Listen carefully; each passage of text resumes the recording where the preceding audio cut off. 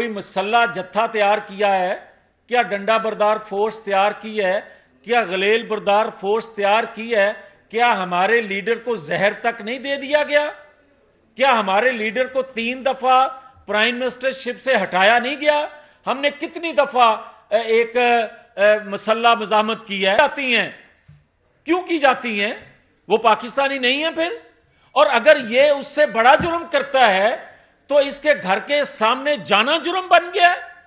اور کیا پاکستان کے لوگ جو ہیں وہ سوال کرتے ہیں کہ کیا یہ دیکھنا پہلے پڑے گا کہ جو یہ فیل کرتا ہے اس کی شکل کیسی ہے، اس کا نام کیسا ہے، اور اس کے بعد دہشت گردی کی تعریف ہوگی، یا پہلے یہ دیکھا جائے گا کہ وردی کا رنگ کیا ہے، اس کے بعد کوئی دہشت گردی کی تعریف ہوگی؟ پھر بتایا جائے نا اس قوم کو۔ اور پاکستان خدا نہ خواستہ پچھلے 8 ماہ سے خاص طور پر جو کچھ یہ چاہتا تھا سول نافرمانی عملاً اس نے کر کے دکھا دیا، اور وہ لوگ جو فیض عام کرتے رہے اس پاکستان پر، آج تو ایک اور شخص ایسے ادارے پر جس کو پاکستان کے لوگ جو ہیں، مجھ جیسے لوگ بھی بڑے عزت احترام سے اس انصاف کے ادارے کا نام لیتے ہیں، اگر اس کے سابقہ سربراہ کی آڈیو جو آج آئی ہے، جو الفاظ اس نے جس طرح استعمال کیے، جس طرح کسی کو مخاطب کیا، شرم آتی ہے پاکستانیوں کو کہ ایسے لوگ بھی انصاف کی کرسی، اور وہ کرسی جو انصاف کا سربراہ کہلائے، وہ اس طرح کی گفتگو کرے، تو پھر بھی مجھے یہ اجازت نہ ہو کہ میں یہ کہوں کہ اس کو پکڑا نہیں جا رہا اور نواز شریف کو انصاف نہیں دیا جا رہا۔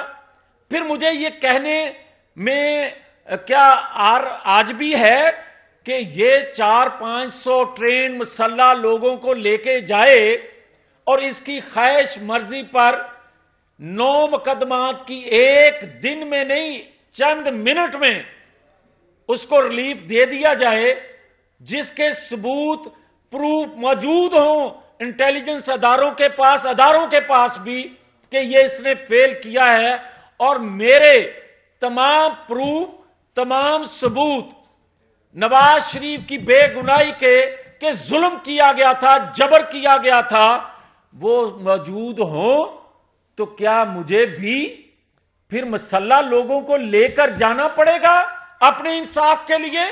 کیا یہ روایت ہم بنا رہے ہیں؟ پھر اس کو پاکستان کہو گے، اس کو پاکستان کا آئین کہو گے، اس کو پاکستان کا قانون کہو گے، اور پھر کس طرح قوم کو آگے لے کر جاؤ گے؟ پھر یہ کہا جاتا ہے، اور آج بھی یہ کھلے عام کہہ رہا ہے کہ غیرت کرو، بلکہ وہ لفظ استعمال نہیں کر رہا جو اداروں کو بغیرتی کے لفظ القاب سے یہ نواز رہا ہے۔ سنو، تم لوگوں کو، اداروں میں بیٹھے لوگوں کا نام لے کر اس کو کہتے ہو، یا پولیٹیکل فورسز کے سربراہان کا نام لے کر ان کو بغیرت اور بزدل کہتے ہو۔ سن لو، ٹیریان سے لے کر تمہاری آڈیو ویڈیو تمہارے کردار کے حوالے سے جو کچھ کہہ رہی ہیں، اور جس کا کردار ٹھیک نہ ہو وہ غیرت مند نہیں ہوتا، اور جو غیرت مند نہ ہو وہ کبھی دلیر نہیں ہوتا، اور دلیر جو نہ ہو اس کو بزدل کہتے ہیں۔ کیا تمہاری تعریف اس آڈیو ویڈیو ٹیریان کے بعد کچھ شک رہ جاتا ہے جو لوگوں پہ تم انگلیاں اٹھاتے ہو؟ اور کیا تم نے نواز شریف پر جس طرح ان 4 کرداروں سے مل کر حملہ کیا تھا، اور میں تو یہ کہتا ہوں کہ کیا ہم کس وقت تک حکومت وقت جو ہے وہ قومی مفاد میں چپ رہے گی؟ کس وقت تک اس کو چھوٹ ملتی رہے گی کہ یہ کھلواڑ پاکستان سے کرتا جائے؟ میں سمجھتا ہوں کہ آج نہیں تو پھر بہت دیر ہو جائے گی۔ اور ایسی دیر ہو جائے گی کہ پھر ہم 70 سے 71 تک جاتے ہوئے زیادہ عرصہ نہیں لگا تھا. خدا کا خوف کریں, پالیسی ساز بھی کریں. اور اگر مجھے کوئی سوال یہ کرے کہ میں کن سے مخاطب ہوں, تو میں خود اس کا جواب دے رہا ہوں. میں ان سے مخاطب ہوں جو 5 کردار 2017 کے جن جن اداروں میں بیٹھے تھے اور جو قوت اداروں سے ان شخصیات کو میسر تھی اور انہوں نے کردار ادا کیا جس حالت کو پاکستان پہنچا. میں ان اداروں سے مخاطب ہوں کہ پاکستان کو نہ بچاؤ گے اس سے, اس فتنے فسادی سے, تو آپ سب لوگ بھی اتنے بڑے مجرم ہو گئے جتنا فسادی پاکستان کی تباہ کاری میں, پاکستان کی بربادی میں اس حالت کو پاکستان کو لے کر آ گیا ہے. اداروں کی بات کی کہ جنہوں نے 2017 میں 5 کردار تھے جنہوں نے ملک کو اس ساری مصیبت میں ڈالا. مفتاح اسماعیل صاحب نے کل کچھ کرداروں کا انکشاف کیا ہے کہ اسٹیبلشمنٹ نے مل کر پی ڈی ایم کا ساتھ دیا اور عمران خان کو اقتدار سے نکالا گیا. ایک سازش تھی.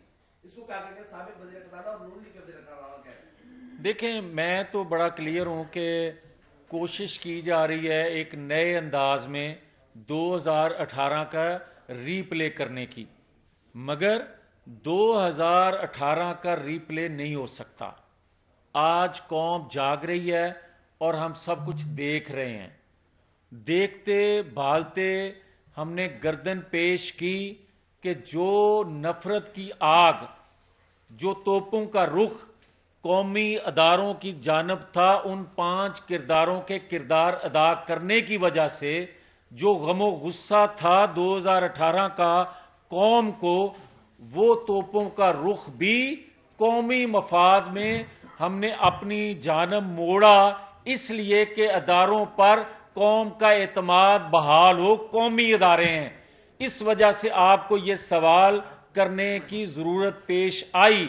اگر ہم زخمی تو ہم تھے, تکلیف تو ہمیں تھی, نقصان تو ہمارا ہوا تھا. کیا آج تک ہم نے کبھی کوئی مسلح جتھا تیار کیا ہے؟ کیا ڈنڈا بردار فورس تیار کی ہے؟ کیا غلیل بردار فورس تیار کی ہے؟ کیا ہمارے لیڈر کو زہر تک نہیں دے دیا گیا؟ کیا ہمارے لیڈر کو 3 دفعہ پرائم منسٹر شپ سے ہٹایا نہیں گیا؟ ہم نے کتنی دفعہ ایک مسلح مزاحمت کی ہے؟ نہیں کی. مگر ایک مرتبہ اترنے کے بعد, حالانکہ 2018 میں بھی قوم نے منتخب نہیں کیا تھا, قوم پر مسلط کیا گیا تھا 5 کرداروں کی جانب سے, مگر ہٹا ہے تو اس کو وہ برداشت نہیں